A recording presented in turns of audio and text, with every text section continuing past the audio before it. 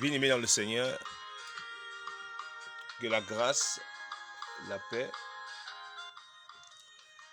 la sagesse de notre Seigneur Jésus-Christ soit le partage de chacun de vous. Que sa divine puissance vous illumine et éclaire parfaitement votre lanterne qui vous arrache des ténèbres et qui vous établit dans sa lumière parfaite. Demeurez puissamment bénis. Shalom, peuple de Dieu. Et bien, dans le Seigneur, la grâce est donnée ce matin encore par la puissance et l'autorité du Saint-Esprit pour nous aider à mieux comprendre le mystère de la volonté de notre Créateur, Sauveur, Jésus-Christ de Nazareth. Oui, nous devons comprendre et connaître les mystères de sa volonté. Et ce matin, par la grâce du Saint-Esprit, nous parlerons d'un point très important. Alléluia, parce que nous nous rendons compte qu'il y a une certaine forme de cacophonie ces temps-ci. Et une cacophonie dont on se pose vraiment beaucoup de questions. Quel est le chemin qu'ont réellement emprunté ceux qui se disent enfants de Dieu? Mais bien aimés, nous ne sommes pas surpris par ce qui se passe, parce que l'Écriture est claire. C'est dans l'épître de l'apôtre Paul, dans le 2 Thessaloniciens 2, que avant l'un des signes perpétuels du retour, c'est-à-dire l'un des signes véritables du retour du Seigneur, notre glorieux Seigneur Machia, sera marqué par, amen, l'élévation de l'apostasie. L'apostasie doit battre son plein et atteindre son paroxysme. Le mot apostasie voudrait tout simplement dire une révolte contre Dieu, une révolte contre les institutions du Seigneur, une révolte contre sa connaissance, une révolte contre sa personne, une révolte contre sa volonté. Amen. Donc l'apostasie est une forme de noirceur, c'est-à-dire d'épaisses ténèbres qui vont nous empêcher de voir clairement la volonté ou bien qui vont nous opposer à la volonté de notre Créateur. Alors, par la grâce du Saint-Esprit, les bénis dans le Seigneur, et poussés par son autorité, ce matin, nous parlerons de la Pâque. Amen. La Pâque selon le Saint-Esprit. Et si nous parlons de la Pâque selon le Saint-Esprit, nous devons nous poser une question. quelle est la Pâque, amen, que nous chrétiens devions célébrer? Est-ce la Pâque avec E? Est-ce la Pâque avec S? Ou bien notre Pâque a déjà été accomplie? Voilà les 3 points que nous devons répondre ce matin. Que le Seigneur donc bénisse tous ceux qui vont écouter cet enseignement. Tous ceux qui vont prêter oreille à cet enseignement, que le Seigneur vous bénisse. Que le Seigneur vous ouvre la lanterne. Que le Seigneur vous fasse passer des ténèbres à sa glorieuse lumière. Que le Seigneur fasse tomber les écailles de vos yeux et que le Seigneur illumine les yeux de vos cœurs. Amen. Prenons 1 Corinthiens 5.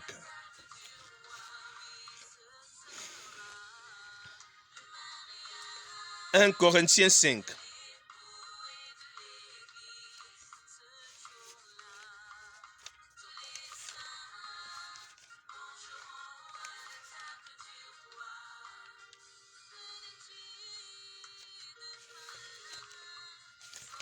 Un Corinthiens 5, gloire à Dieu.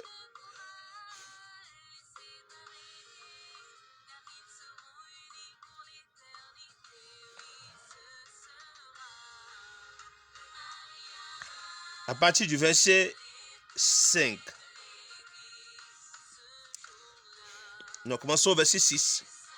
Il dit, votre vanité est mal fondée.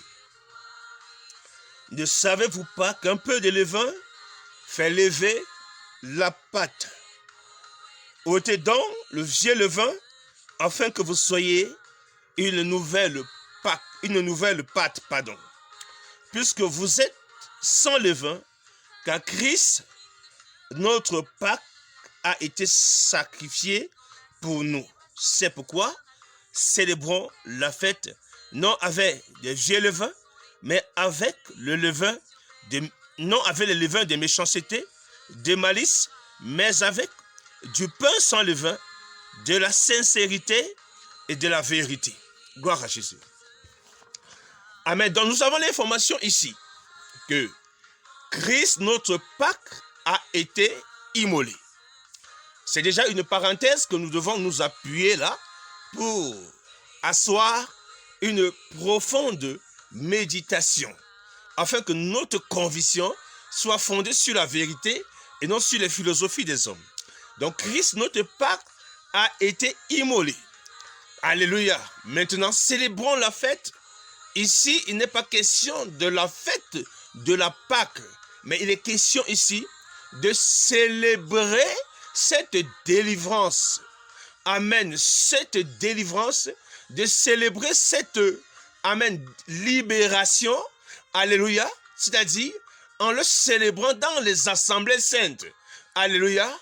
Sans malice, sans méchanceté et sans levain. Il n'est pas ici question de célébrer une autre Pâque encore. Parce que Christ est notre Pâque. Mais il est ici, parce que quand vous lisez le contexte, amen, à partir du verset 1er du chapitre 5 jusqu'au verset dernier du chapitre 5, vous allez comprendre ici qu'il était question de quoi? Il était question de ce que le péché, amen, était encore dans la vie de certains saints. Et vous allez voir qu'il est question aussi d'un frère qui était dans l'adultère. Amen. Et dont il fallait qu'il soit exclu même des assemblées jusqu'à ce qu'il se répande. Et Paul maintenant nous fait comprendre que nos assemblées, donc, alléluia, sont désormais des lieux de joie, amen, dans la sainteté, dans la vérité, dans la crainte du Seigneur. Sont des lieux où nous nous réjouissons de ce que Christ, notre Pâque, a été sacrifié pour que nous soyons sauvés, pour que nous soyons affranchis de la puissance de la mort, du joug de la servitude dans lequel nous étions retenus captifs. Est-ce qu'on comprend ça? C'est quoi l'Écriture déclare que Christ est notre Pâque? Que le Seigneur nous aide à comprendre. Dans le livre de Exode 12, et je voudrais vous aider à comprendre ce qui est essentiel. Et Exode 12 ou Exode 13, vous en lirez, même Exode 23, au Lévitique 23, parlant même des 7 fêtes. Et ce qui est important pour nous ce matin, c'est que si nous prenons Exode 12, Dieu dit à Moïse, ceci sera pour vous le premier mois de l'année. Et ce premier mois de l'année est caractérisé, elle sera marquée par une célébration qu'on appelle en hébreu Péchar, la Pâque. Amen. Donc, cette Pâque-là était observée chaque début du mois de Abi. Amen. Je peux parler ici à partir du printemps. Amen. Et là, selon les recommandations du Seigneur, le mois de Abi était comme le mois de je vais dire de quoi? Des prémices. Amen. Donc, comme le mois des prémices, je peux le dire, de l'apparition des orges. Vous allez comprendre pour ceux qui vont faire des études approfondies là-dessus. Et le Seigneur dit, à partir de ce mois, il dit, vous allez compter 14 jours. Non seulement qu'on compte d'abord 10 jours, et au 10e jour, l'agneau sans défaut d'un mâle d'un an doit être mis à part, et on devait compter 4 jours, il devait être immolé. Donc partant du 1er Abi ou Nissan jusqu'au 21 Nissan, amen, on entrait ici dans une période de ce qu'on appelle ici la Pécha. Amen. Donc la préparation à la Pécha, et qui est aussi une préparation à la célébration des pains sans levain qui commençait le 15e jour de ce mois, c'est-à-dire après le 14e jour. Il faut que vous compreniez ça. Alors l'Écriture nous fait comprendre que l'agneau mâle qui était mis de côté, mis à part le 10e jour, devait être immolé, amen, au 14e jour, entre les 2 soirs. Entre les 2 soirs, la Pâque, l'agneau devait être immolé. Et c'est important de le comprendre. Et cette prescription devait être respectée par tous les Hébreux. Aux 2 soirs du début du 14e jour, amen, l'agneau devait être immolé. Parce que le 14e jour commençait normalement aux 2 soirs du 13e jour. Comme je le sais aujourd'hui, les Juifs, les restés attachés à des coutumes, à la Torah, à la loi, aujourd'hui seront en train d'immoler, alléluia, la Pécha. Parce que la Pécha sera immolée aux deux soirs du 12 du mois d'avril que du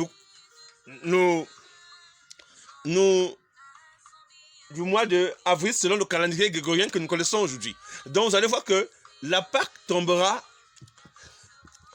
tombe cette période-ci dans le 12 aux 2 soirs qui est le 13e, dont les Hébreux se préparent actuellement à immoler en Israël leur Pâque. Et cette Pâque-là est en commémoration avec ce que le Seigneur avait prescrit à Moïse dans Exode 12. Bien que nous connaissons qu'aujourd'hui, alléluia, la foi hébraïque, elle n'est plus tellement fondée sur les écritures même de Moïse, parce qu'il y a aujourd'hui des interprétations du Talmud, il y a plusieurs autres interprétations, et il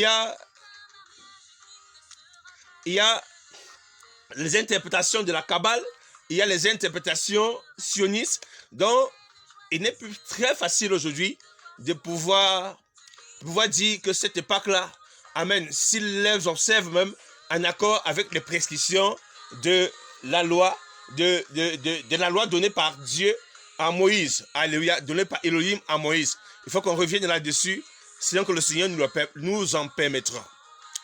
Donc je vais dire ici que cette Pâque, donc, quand on parle de Exode 12 Péchar, sans E, avec E, pardon, et sans S, cette Pâque-là, amen, devait être une commémoration de chaque année. Donc Dieu l'avait prescrit ainsi, année en année. C'est pourquoi si vous lisez Exode 23, ou Lévitique 23, on vous parlera d'un début d'année et d'une fin d'année.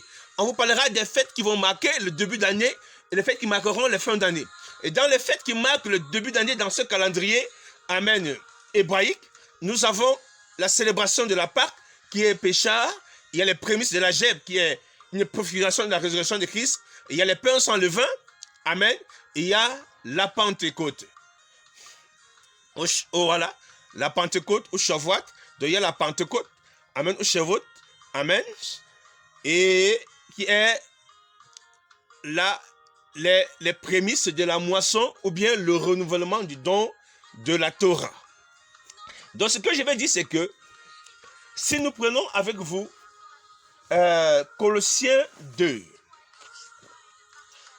Colossiens 2.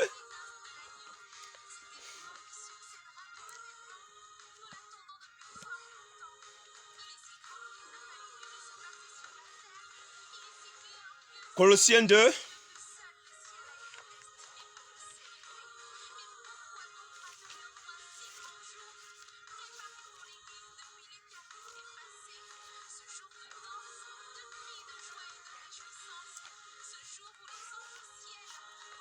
Colossiens 2. Merci Seigneur. À partir du verset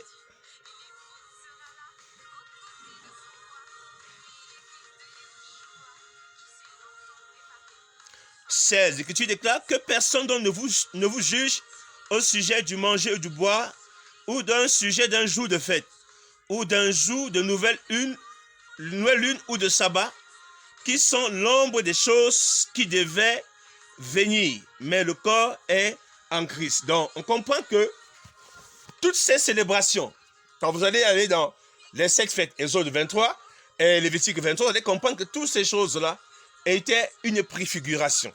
Ces choses-là devaient s'accomplir en quelqu'un qui est Mashiach. C'est pourquoi, si vous lisez, amen, les 4 évangiles, vous allez voir que le Seigneur a bel et bien célébré la Pâque avec ses disciples avant d'aller mourir à la croix en tant que Pâque, alléluia, la nouvelle Pâque. C'est-à-dire, il a respecté tout ce que disait la loi. C'est-à-dire, la préparation, les jours qui marquaient la préparation de la Pâque, les recommandations qu'il a données à ses disciples, la chambre où ils se sont retrouvés pour manger ensemble la Pâque. Et en mangeant cette Pâque-là, il les annonce que désormais, il est lui-même cette Pâque-là. Amen.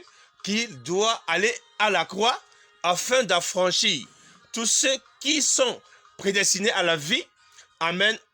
Afin de les réconcilier à la volonté du Seigneur par le moyen de la croix qui est sa mort le 14 Nissan. Parce que comprenez que le soir du 14 Nissan était déjà le 14. Amen.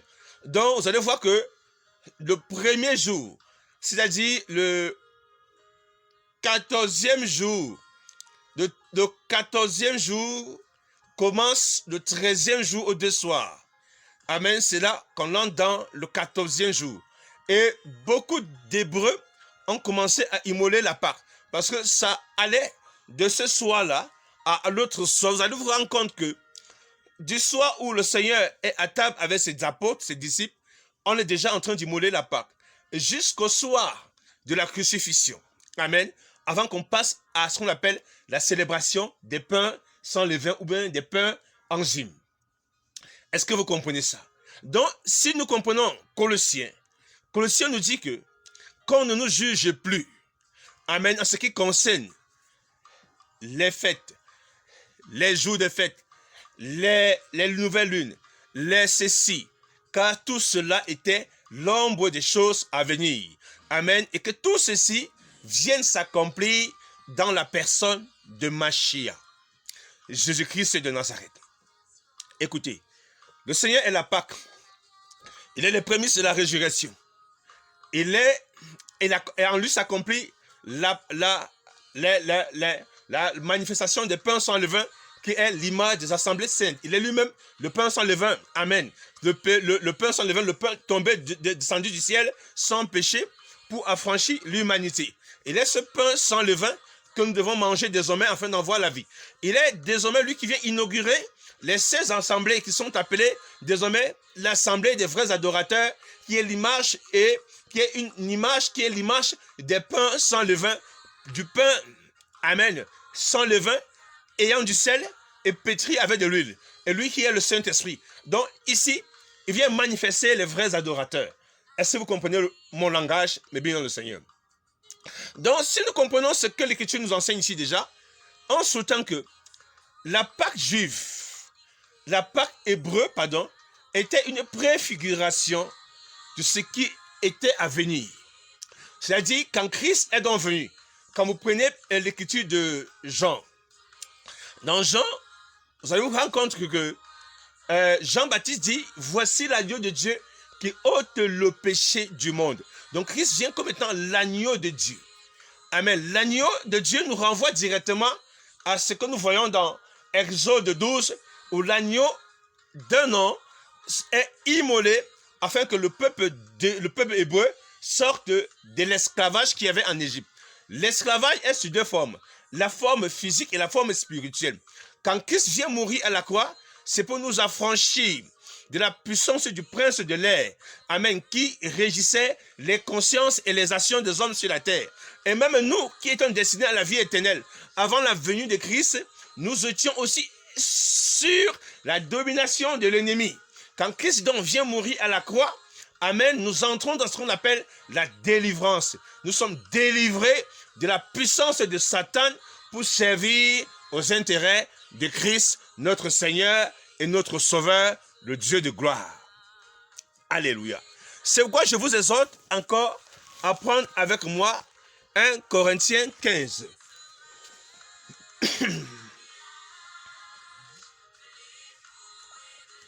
Donc, si vous voulez prendre la Pâque selon Exode 12, observez chaque année, sachez que vous avez des problèmes.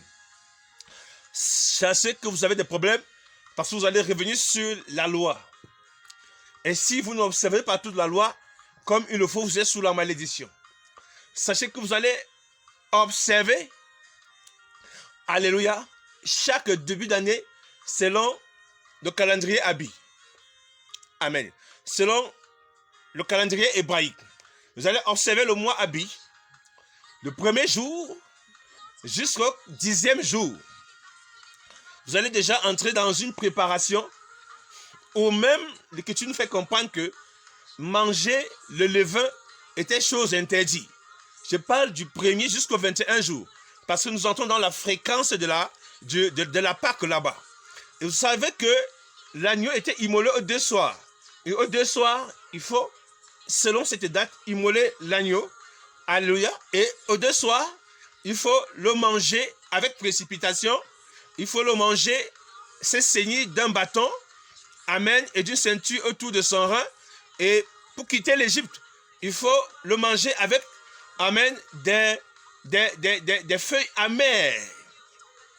Des feuilles amères. Il faut respecter les 7 jours, les 7 jours de pain sans levain. Donc, rien de levé ne doit se trouver chez vous.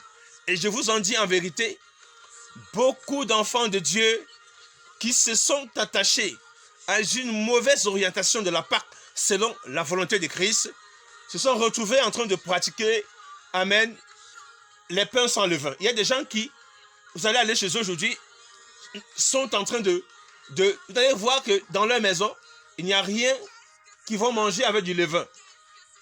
Ils vont passer 7 jours sans manger tout ce qui est levé. Et pourtant, ils vont se faire eux-mêmes une loi qui ne va pas les affranchir. Parce que, en voulant se justifier de cette manière, c'est mal comprendre, c'est mal interpréter, c'est mal entrer dans la volonté du Tout-Puissant qui est notre Créateur, Yeshua, le Messie, alléluia, Jésus-Christ de Nazareth. C'est très difficile, ça serait très compliqué pour vous. Donc c'est une méthode religieuse établie sur la philosophie des hommes qu'aujourd'hui nous voyons des chrétiens observer un jour qu'ils appellent jour de Pâques.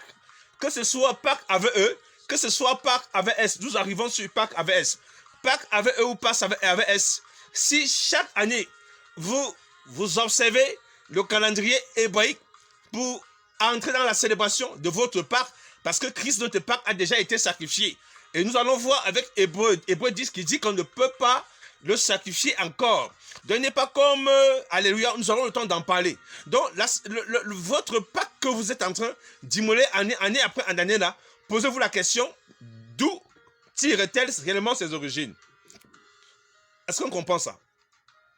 Parce qu'il faut l'observer correctement aux recommandations données dans Exode 12.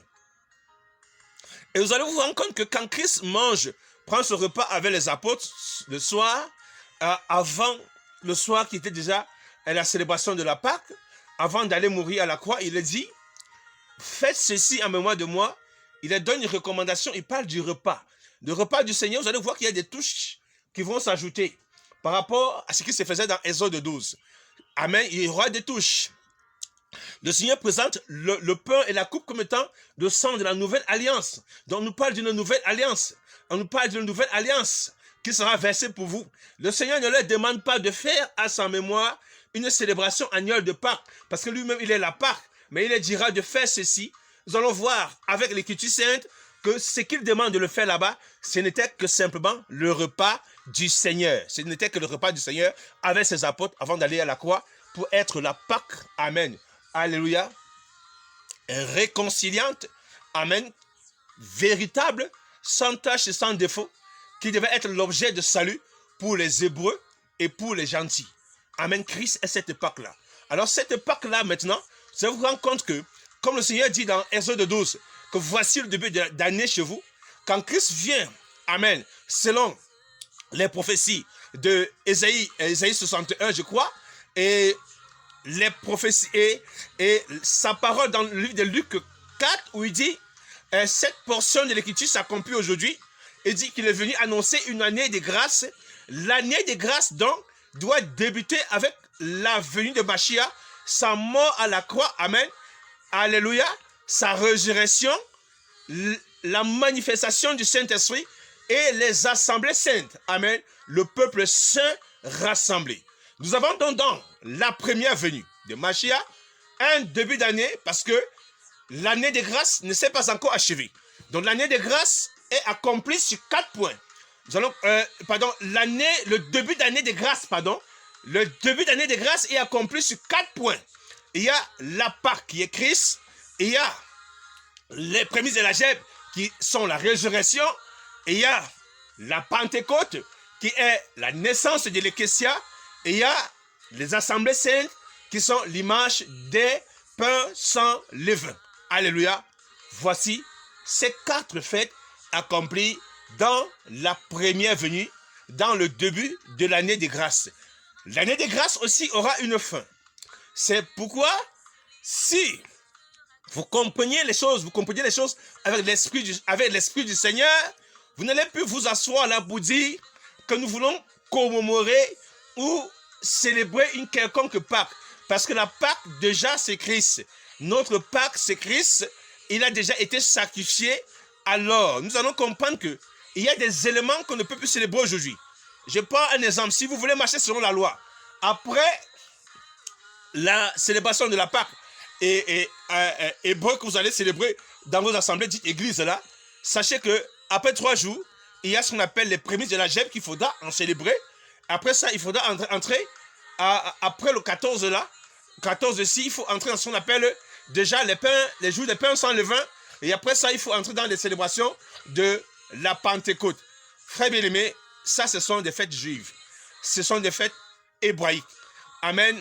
Elles restent même encore cachées à plusieurs Hébreux parce que toutes ces fêtes-là étaient l'image de Christ.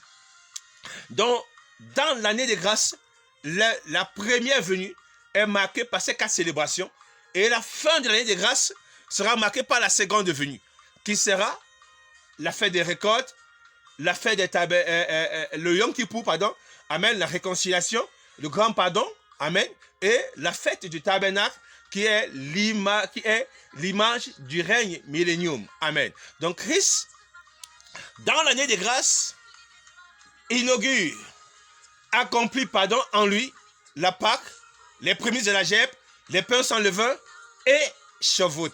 Amen. La Pentecôte. Il accomplit ces 4 choses en lui. Est-ce que vous comprenez ça, peuple de Dieu? Parce qu'il y a un problème aujourd'hui avec l'Église. Nous sommes plongés dans une confusion, une cacophonie profonde, et cela n'est pas en train de nous aider. Parce que l'ennemi va se glorifier dans cette ignorance que vous avez. Amen. Donc si vous êtes dans la Pâque juive, hébreu, amen, et que vous voulez l'associer à Christ, sachez que vous êtes grandement dans l'erreur. Vous êtes grandement dans l'erreur. Amen. Sachez que vous êtes en train de blasphémer même, parce que en le faisant, c'est comme si on l'immolait chaque année. Et c'est chose contraire à ce que nous dira l'Écriture tout à l'heure. C'est chose contraire à ce que nous dira l'Écriture tout à l'heure.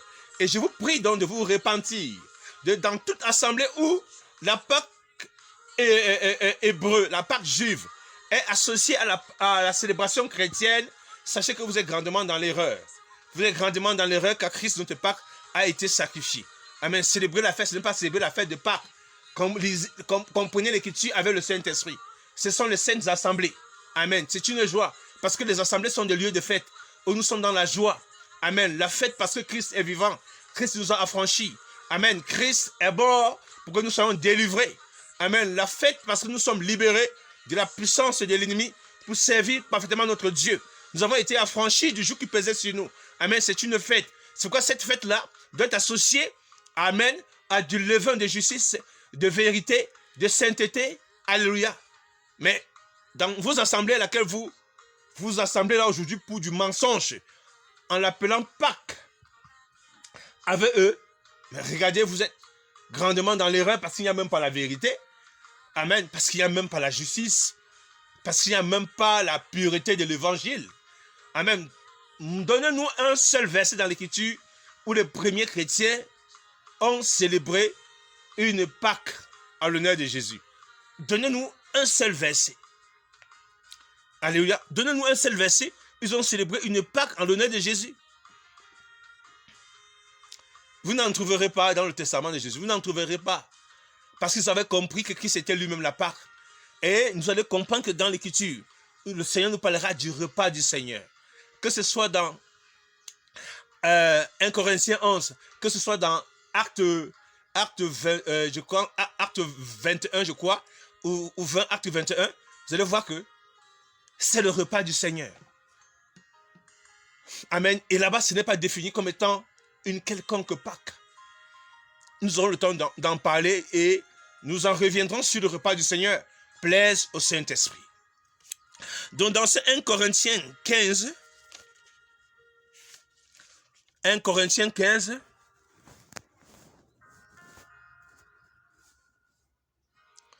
dans ce 1 Corinthiens 15,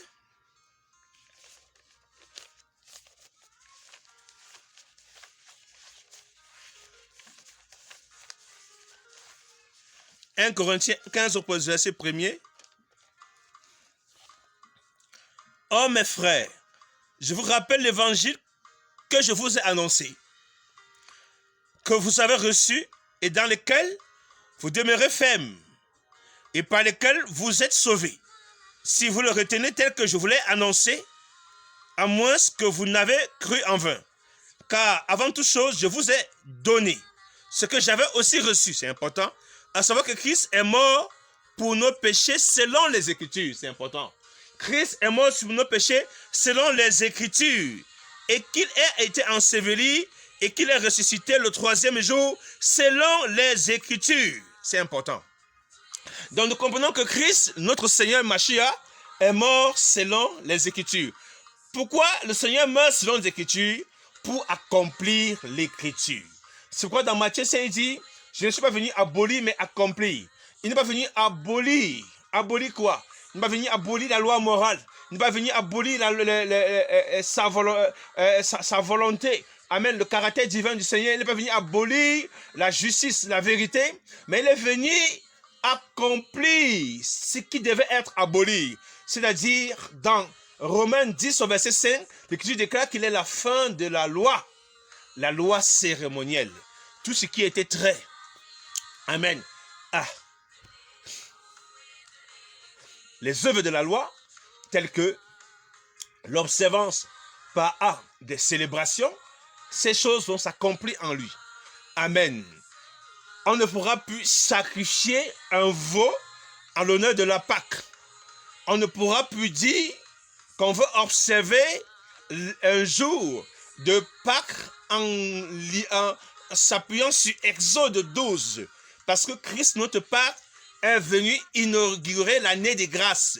Et l'année des grâces, personne de nous, alléluia, ne peut définir quand sera sa fin.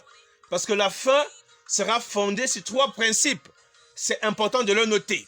Il y aura la fête des récoltes qui sera basée sur l'enlèvement de l'Église, le retour du peuple d'Israël, amen, selon les prophéties de Ézéchiel. C'est quoi? Ézéchiel 36, je crois c'est là. Et nous aurons le Yom Kippour qui sera le jour du grand pardon et la réconciliation entre Dieu et le reste d'Israël. Amen. Et nous aurons ce qu'on appelle la fête des tabernacles qui va marquer l'établissement du règne millénium. Bon, je ne veux pas en parler de tout ce qui va, alléluia, accompagner ces événements. Vous avez l'écriture, la parole de Dieu, l'écriture sainte vous éclairera là-dessus. Mais nous comprenons que Christ est mort d'après la loi. Ça veut dire on dit qu'il a obéi à la loi. S'il est mort d'après la loi, c'est parce qu'il est la Pâque. Donc ce que les Hébreux ont immolé le 14 Nissan, sans comprendre, ce qu'ils immolent encore aujourd'hui, sans comprendre, était Christ lui-même. C'était une préfiguration de Christ. Amen, pour la délivrance parfaite du peuple élu. Écoutez bien ce que l'Écriture déclare dans le livre de Romains 10, que tous ceux qui se disent Israël, entre Romains 10 au Romains 9, que tous ceux qui se disent Israël ne sont pas Israël. Est-ce que vous comprenez ça? Donc tous ne sont pas la postérité d'Abraham, parce que la postérité d'Abraham, elle est selon l'alliance que Dieu a conclue à Abraham, qui s'est accomplie en Isaac, qui est une préfiguration de Christ. Souvenez-vous, quand le Seigneur demande à Abraham de donner Isaac en sacrifice, quand il va monter sur le mont Moriah à 3 jours de hauteur, à 3 jours de hauteur, je crois, de marche, de hauteur, arrivé à ce lieu-là, lorsque le Seigneur est sur le point, Abraham est sur le point d'offrir Isaac, mais le Seigneur dit non, je sais que tu m'aimes, maintenant prends cet agneau-là. Amen. L'agneau qui était à côté était l'image de Christ. Amen. Donc, Isaac est cette préfiguration du sacrifice parfait qui est Christ, de la Pâque parfaite qui est Christ. Et cette Pâque-là, amen, ne sera plus une observance de jour en jour, mais elle sera désormais une vie, amen, sanctifiée, réconciliée à Dieu par sa volonté lui-même. C'est pourquoi, en les sortant de l'Égypte, en leur disant, faites ceci chaque année, était une manière de leur préparer, de leur aider à comprendre, amen, les desseins de Dieu derrière ces fêtes-là. Mais à cause de leur endurcissement, l'Écriture déclare que Moïse est devenu un voile pour eux. Le Seigneur a mis un voile afin qu'ils ne lisent, qu'ils ne comprennent pas. Alléluia. Si vous entrez dans les prophéties, les livres d'Ésaïe, vous allez comprendre que le Seigneur, amen, lui-même a jeté le voile, alléluia, sur une partie d'Israël, pour qu'ils ne comprennent pas certaines prophéties. Et moi, je vais dire ici qu'à tous ceux qui se disent chrétiens, amen, et qui veulent observer la Pâque avec eux, selon la Pâque hébraïque, selon le jour où les Hébreux sont en train d'immoler, de célébrer leur propre Pâque là-bas, parce qu'ils n'ont pas compris, amen, le caractère sacré de Christ derrière toutes ces choses-là, qu'ils n'ont pas compris que ces choses-là étaient la personne de Christ. C'est pourquoi la loi était l'homme des choses à venir. Vous êtes grandement dans l'erreur et vous êtes appelés aujourd'hui à vous repentir sincèrement. Il n'y a plus une Pâque que nous puissions nous assembler pour célébrer. Christ est notre Pâque, il a été immolé. Il n'y a plus un début d'année que nous puissions observer. L'année des grâces a inauguré, amen, un début d'année dans lequel Christ a accompli toutes ces choses-là. C'est-à-dire ces 4 éléments fondamentaux de cette fête-là. Il y avait la Pâque, la première de la Gèbe, le pain sans levain et la Pentecôte. Et la fin d'année que nous attendons sera avec son retour. Dans les prophéties d'Ésaïe 61, vous en aviez. Amen. Et il aura donc d'autres éléments qui, dans cette fête, seront encore accomplis en la personne de Mashiach. Alors comprenez que tout ce qui est dans le rouleau est Christ. Tout ce qui est dans le rouleau parle de Christ.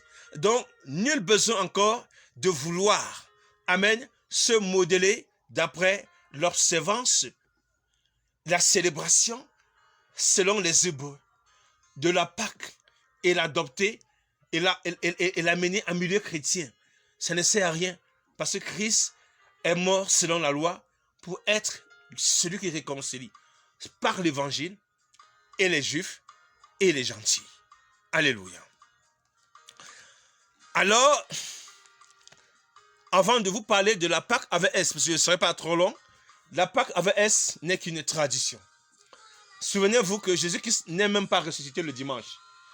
Et souvenez-vous que dans la célébration de Pâques avec S, ce n'est que la célébration du Dieu Tammuz.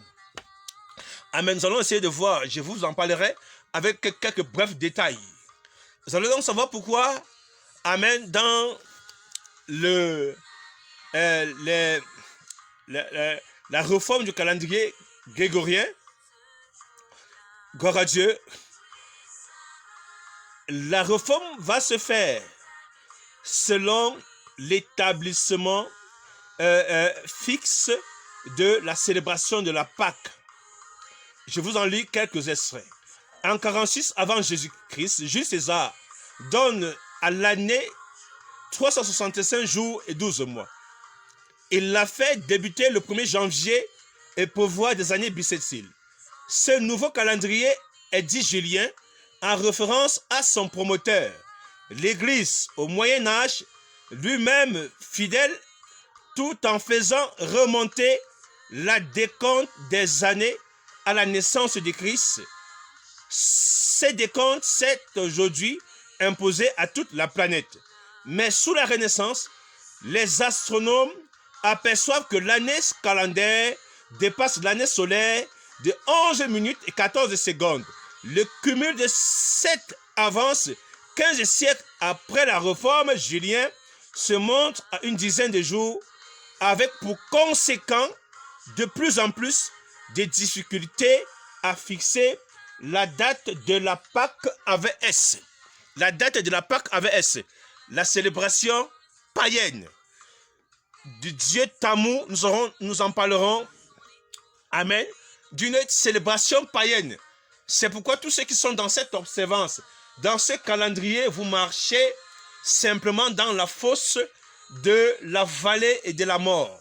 Vous deviez vous repentir. La Pâque avec S n'existe nulle part dans l'Écriture sainte. Et je veux vous faire comprendre que c'est à partir du consigne de Nicée que la Pâque avec S sera définie pour définir les autres célébrations religieuses que la religion romaine mettra en place. J'ai dit ici, mise en place des dates pour la fête de Pâques qui déterminera ensuite la date de toutes les autres fêtes et notamment le 25 décembre déclaré jour de la naissance de Jésus. Ça fait partie des adoptions du concile de Nicée en 325. C'est là qu'on a littéralement, amen, la décision religieuse de mettre en place cette célébration de Pâques avec S. Et vous voyez qu'avec la Renaissance, la réforme des Grégoriens, il faut changer, modifier et revenir sur le calendrier, pour essayer de rendre fixe la date de cette célébration avec S. Donc tous ceux qui sont dans cette célébration avec S, vous adorez simplement la résurrection du Dieu Tammuz. Parce que Jésus n'est pas ressuscité le dimanche. Ça, il faudrait que on vous en parle. Amen. Il n'est pas mort le vendredi saint. C'est une aberration. Vous êtes simplement dans le filet de la grande prostituée. Elle, la femme prostituée, assise sur la bête avec une coupe remplie de blasphèmes. Vous êtes dans la coupe de blasphèmes. Et repentez-vous, peuple de Dieu. Alors, revenons à nos moutons. Prenons Hébreux 10. Et nous parlerons, pour nous arrêter à ceux qui s'attardent à la célébration de la Pâque avec eux, disant que c'est une fête chrétienne. Non, c'est une fête juive. Amen. Si tu fêtes la Pentecôte, tu es un païen. Mais tu es un religieux, pardon. Amen. Et tu n'es même pas sauvé. Tu comprends ça? Tu fêtes la Pâque. Tu as des problèmes. Parce que la Pâque est accomplie en Christ. Tu fêtes donc quelle Pâque? Amen. Il faut aussi célébrer les prémices de la gève. Il faut aussi célébrer les pains sans levain. Vous voyez que vous avez des problèmes. Car tous ceux qui veulent se justifier par les œuvres de la loi sont sous la malédiction. Car il est écrit, dit malheur à quiconque n'observe pas toute la loi. Donc observez donc toute la loi. Et en le faisant, vous êtes en train comme ça de crucifier ou bien de faire mourir Christ à nouveau chaque jour. Amen. Vous n'êtes pas différent des prêtres catholiques et de leur messe. Alléluia. Quand je parle de messe, ça veut dire sacrifice de la croix qu'ils en célèbrent chaque jour dans leurs assemblées dites assemblées de Dieu. Ce sont eux qui savent. Moi, je ne sais que c'est l'apostasie. Amen. Donc, la messe vous dit sacrifice. Donc, si chaque jour vous sacrifiez le Seigneur, si vous le sacrifiez chaque année avec la Pâque, sachez que vous n'êtes pas différent des catholiques. Alain, vous êtes tous aussi dans l'apostasie. Hébreu 10. Je vais lire. Car la loi possède l'homme des choses à venir. Car la loi possède l'homme des choses à venir. Et non l'image exacte des choses ne peut jamais, par les mêmes sacrifices que l'homme offre continuellement chaque année. Vous comprenez ça? Chaque année, sanctifier ceux qui s'y attachent. Vous allez voir que il y a des groupuscules des soi-disant enfants de Dieu aujourd'hui qui attendent ces événements-ci qu'ils appellent la Pâque pour commencer à se sanctifier. D'autres vont... C'est une image du carême catholique. Ils ne sont pas différents des musulmans et le ramadan. C'est la même chose. C'est-à-dire, c'est l'esprit de la grande prostituée qui vous anime et qui vous habite. Dans le livre de 2 Corinthiens 13, verset 5, l'Écriture déclare, examinez-vous chaque jour pour voir si vous êtes dans la foi chaque jour. Mais dans les fêtes qu'il y avait en Israël, dans le calendrier hébraïque, vous allez voir, dans les célébrations hébraïques, vous allez vous rendre compte que le peuple qui était appelé à de cette convocation devait s'examiner. Et ils allaient voir qu'il y avait 3 grandes rencontres par an. Il y avait la Pâque, les prémices de la gève, les pains sans levain, il y avait la Pentecôte, il y avait la fin d'année qui était les fêtes de récolte, Yom Kippour et les tabernacles, on peut le dire là-bas. Amen. Donc vous allez vous rendre compte que c'est 3 grandes rencontres, amen, chaque année qu'il y avait en Israël, et le peuple de Dieu devait, à chaque rencontre comme ça, il y avait à s'examiner. C'est quoi quand vous allez voir avec le livre de Ezra sous Néhémie là, avant la célébration de la dédicace, quoi, tout ça, et le peuple est passé à une confession, une grande confession. Aujourd'hui, c'est chaque jour qu'on se confesse, c'est chaque jour qu'on s'examine. Donc on attend plus. Vous allez voir que tous ceux qui sont dans ces mouvements-là, de soi-dit mouvements-là, ils attendent toujours un temps. Certains sont en train aujourd'hui même certains ont commencé au début de ce mois à prendre les jeûnes parce qu'ils veulent demander pardon à Dieu. Donc, vous voyez que ça ramène l'homme à l'observance d'année en année. Ça ramène l'homme à le Saint année peut s'examiner chaque jour, mais elle s'examiner peut-être une fois l'an parce qu'il y aura la Pâque, parce qu'il y aura le repas du Seigneur. Frère, vous êtes grandement dans l'erreur. Et s'il n'y a pas repentance, en fait, sachez que, en vérité, le Saint-Esprit ne siège pas dans la confusion. Alors, si vous êtes dans la confusion, sachez que c'est de la mamaille. Ça veut dire que vous avez été simplement enrobé dans un mensonge corrompu. Et c'est une vérité, et vous êtes appelé à vous repentir. Alléluia. Nous en parlerons.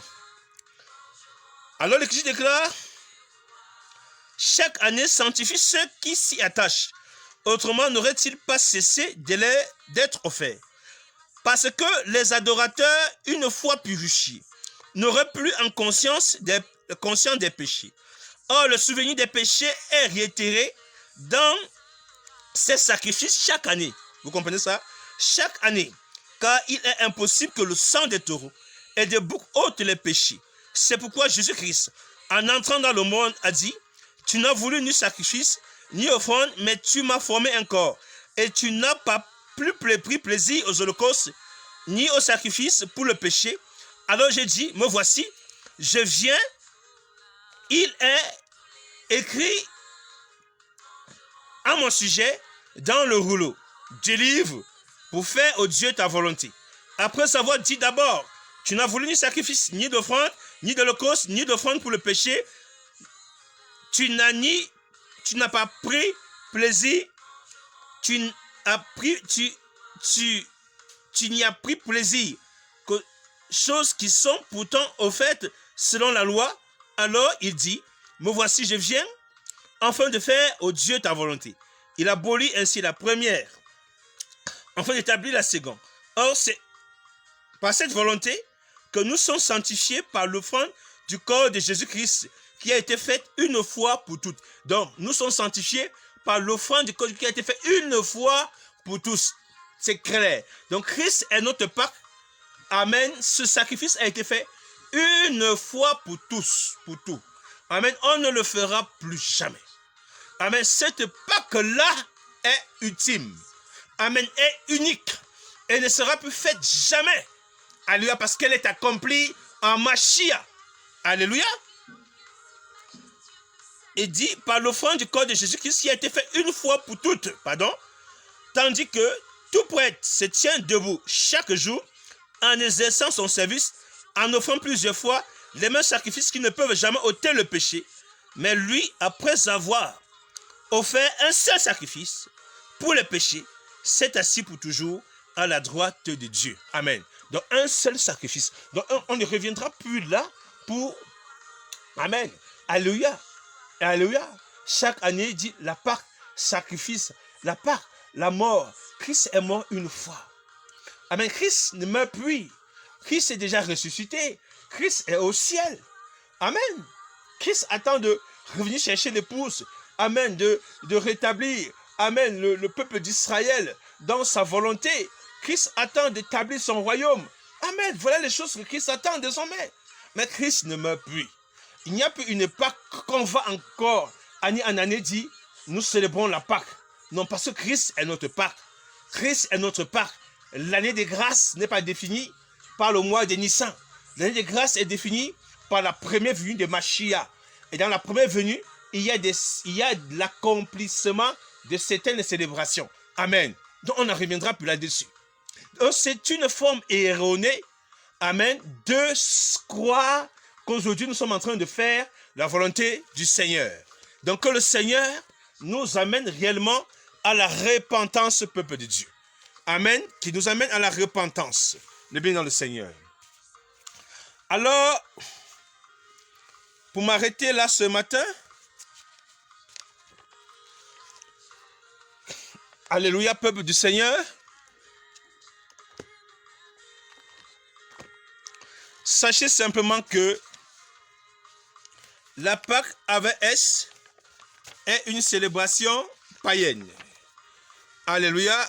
Est une commémoration du dieu Tammuz ou bien Ishtar, parce que Pâques avec S en anglais c'est Ishtar. Amen. Ishtar, c'est une divinité païenne. Posez-vous la question, pourquoi les œufs de Pâques? Pourquoi les œufs de lapin? Pourquoi toutes ces choses? Posez-vous cette question. Amen, peuple de Dieu. Pourquoi tous ces décors, votre Pâque catholique à laquelle vous êtes appuyé, est une célébration païenne? Alléluia. Donc le Saint-Esprit t'appelle à la repentance. Le Saint-Esprit nous appelle à la repentance. Peuple de Dieu, la Pâque, c'est Christ. Dis à ton frère, Christ est ma Pâque. Alléluia. On n'a plus besoin de définir un jour où il faut encore célébrer. Je ne sais pas quelle Pâque il faut encore commémorer. Non, mais bien aimé, Christ est notre Pâque. Il s'est offert une seule fois pour toutes. Alléluia. Et sachant qu'aujourd'hui, nous avons en partage le repas du Seigneur qui peut se prendre à tout moment, à tout temps, selon la disposition du cœur des frères et des sœurs en quelque lieu que ce soit. Amen. Mais comprenez simplement que c'est un repas qui se prend surtout le soir. Parce que en latin, c'est cena, qui veut dire repas du soir. Alléluia. Parce que Christ a mangé ce repas, lui qui était la Pâque. Alléluia. Lui qui était la Pâque. Donc, je vais lire quelques informations ici avant de m'en séparer avec vous ce matin. Gloire à Dieu. Et je vous l'en lirai. Vous pouvez la retrouver dans New World Encyclopedia, Ishtar. Il dit, bien que l'œuf soit clairement un symbole de fertilité, de nombreux historiens font remonter l'origine des œufs de Pâques avec S à une légende babylonienne selon laquelle un grand œuf tomba dans le ciel, dans l'Euphrate, et la déesse Astarté en sortit lorsqu'il eut l'éclos. Les Phéniciens adoraient Astarté en tant que déesse de la lune et de la mesure du temps. Mais qui était Astarté? Existe-t-il un lien entre cette déesse et les traditions des Pâques? Les historiens nous apprennent qu'Astarté n'est ni plus ni moins qu'un autre nom d'Ishtar. Le nom Ishtar est vraisemblablement d'origine sémitique dans le temps ancien.